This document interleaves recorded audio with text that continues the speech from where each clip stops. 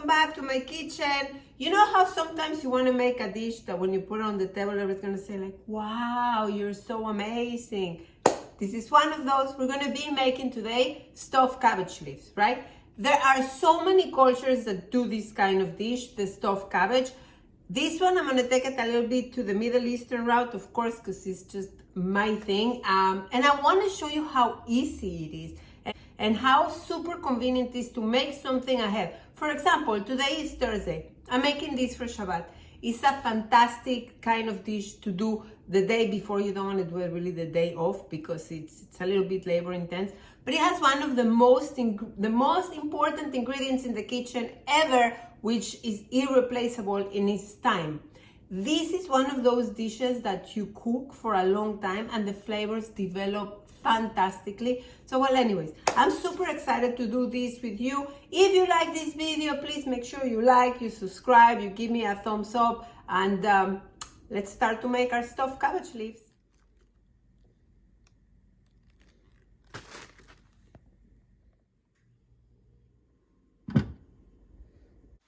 Alright, so after I show you the kind of cabbage that I'm going to use, I blanch them a little bit. I just put, like I show you, a little bit of water. And the first thing that I'm going to do is start to take out the leaves one by one. Here I have my cabbage. Take out of the water.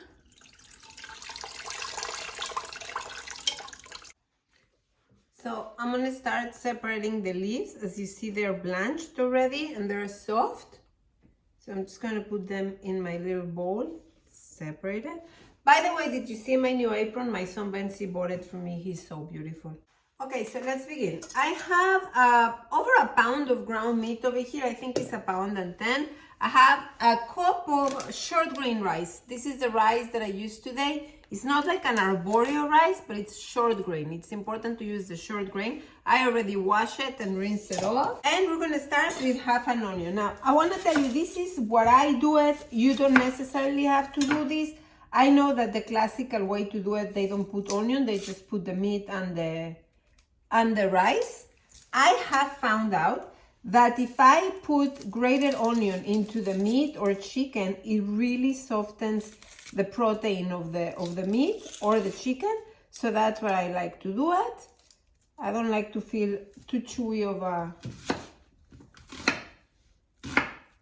I'm gonna do the whole onion because it's not too big. And we are going to put garlic. Now, I'm gonna do fresh garlic today, but if you have dry garlic, you can use dry garlic. This is as much as I'm gonna put here with the onion and cut it in little pieces, so it's easy to... That's how it looks like. It's like a paste, almost. So we're gonna put the rice. Make sure you don't put any of the water.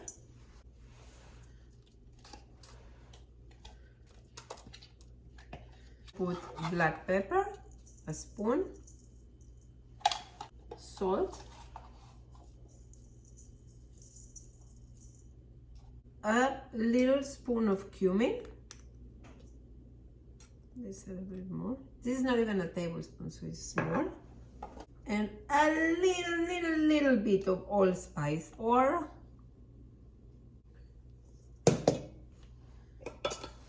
just gonna mix it. So this is when things start to get a little bit more interesting. If you want to do the cabbage leaves by themselves, you just get something like this, not too big. Doesn't have to be something very high, okay? Because you don't want to have everything just swimming in a lot of liquid. But today I am going to do it in a different way. I have something a little bigger. And you know how sometimes you go to the butcher and there's so many things that you don't know what to do with it? This is one of the things that I highly recommend you that you buy that is delicious. So these are lamb neck bones, okay? So I'm gonna put a few of them, and it seems like they don't have a lot of meat, but they actually do, and they're so delicious. So I'm gonna choose the ones that have a little bit more meat. Look, this one came all the meat in there. I'm just gonna put them like more in the front, in the center. I wanna show you, I just place them here. So this is one of the leaves that I have here, right? We're gonna take the center out. We don't need the center. You can either Take as much as you can from one side, because we can use them like this. You just don't want that very meaty part. This is the part that you don't want, right?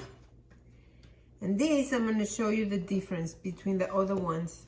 So you take a little bit of your meat and your rice mixture, right?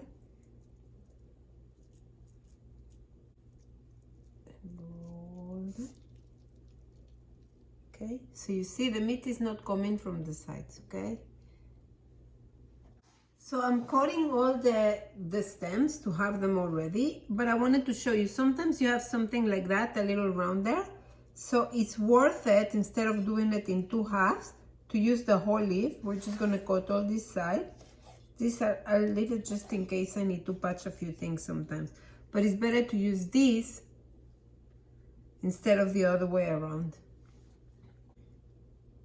And don't be afraid to cut a little bit of this, a little bit of the part that is like too thick, because it won't let you, this little thing then will break everything. So just like get rid of it, even if it becomes like a little fan or something.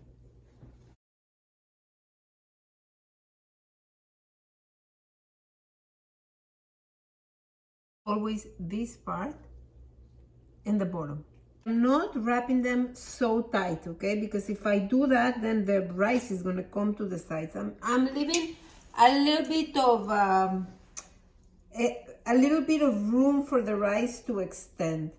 So again, one more time, I tell you, I'm just making it long and wrapping it, but not very tight. Okay, I am done with my stuffing now. I have this left. This is when you get creative. If you have prunes, stuff them, like dry prunes, apricots, whatever you have, just stuff it. Now I have all my leaves here, and the reason why I left them in the end is because I want to show you that we just like can do however it is that you want. But what's the most important thing is always to take the part, this, the last part of the roll, it always has to be in the bottom. Make sure that they don't open on you, right? Here. Okay, perfect. Okay. Another little thing. If you need to move the bones around, go ahead and move them around. Right now, this is the fun. Now, this part that is open, that's the part that you want to make sure they are very, very tight, close to each other. This, you want to put them close to each other. Okay? So see, pay attention to this. This always in the bottom, always. There you go.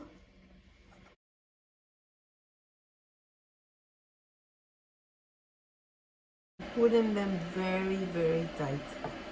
That, yes. Another thing that you can do with your stuffing. So I got a little bit of foil, and I can put in the same way the meat, right? Like that. So I am going to fill all the holes and use the meat at the same time. I'm going to close one side and the other. Not too tight, okay? Because you don't want them to explode.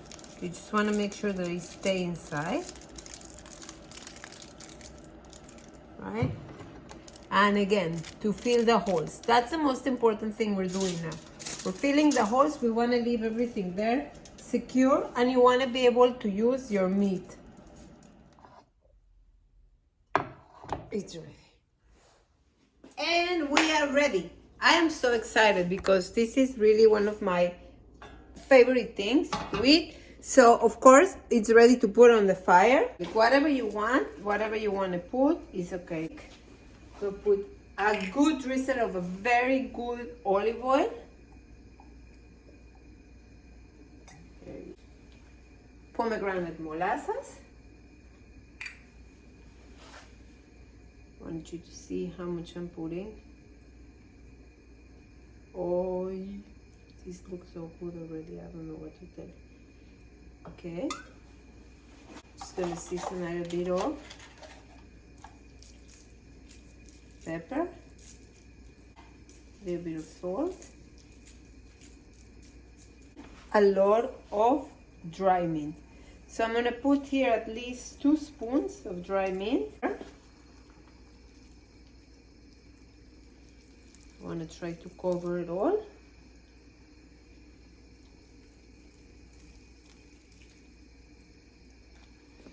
That's enough. To cover this, so we're gonna try to keep the shape, everything. So we're gonna just lower the heat. This needs to be lower. Perfect.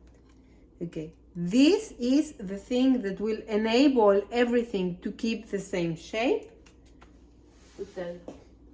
Don't put too much water. You can always add as you go. And you cover it. And this has to stay at least 3 hours.